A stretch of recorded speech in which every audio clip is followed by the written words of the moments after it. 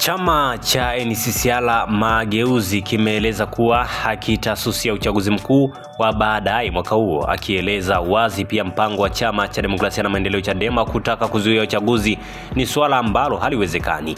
Makamu mwenyekiti wa chama hicho taifa Joseph Selasini amekiri kusema kuwa kuzuia uchaguzi ni ndoto za mchana zisizoweza kutimia, akisema Chadema pia imeshindwa kuwa na mkakati wa wazi katika kueleza ni namna gani watazuia uchaguzi, akisisitiza umuhimu wa kujiepusha na baadhi ya maneno nyakati hizi za maandalizi ya uchaguzi, kwani zitakiweka chama na wanasiasa wao kwenye nafasi mbaya mbele ya vyombo vya dola. Alipoulizwa na mwandishi wetu kuhusu matumizi ya nguvu ya umma kwenye kuzuia uchaguzi, Selasini ameeleza kuwa hakuna chama chenye uhakika wa matumizi ya nguvu ya umma, akikumbusha namna ambavyo kumetokea mfululizo wa maandamano kufeli yaliyokuwa yakiitishwa na vyama vya upinzani nchini.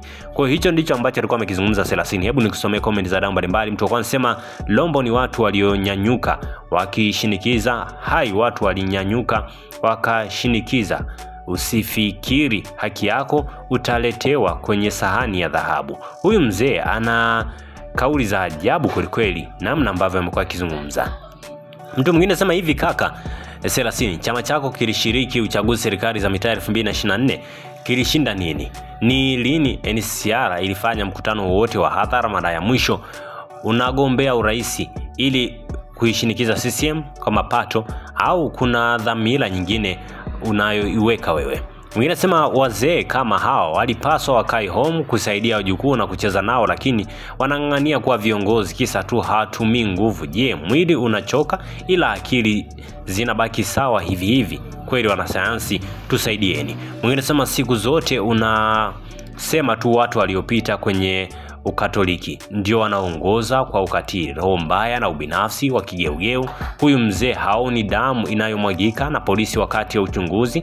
Ili kuokoa roho zetu tusisogelee sanduku la kula, hakuna haja ya kupiga kura, wao wamepiga inatosha.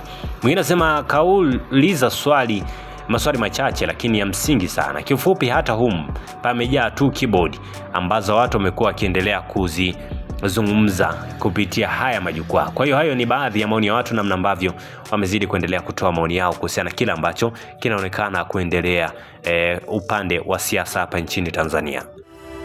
Asante kwa kuifuatilia Baharia TV. Usisahau kulike, kusubscribe, kucomment na kushare.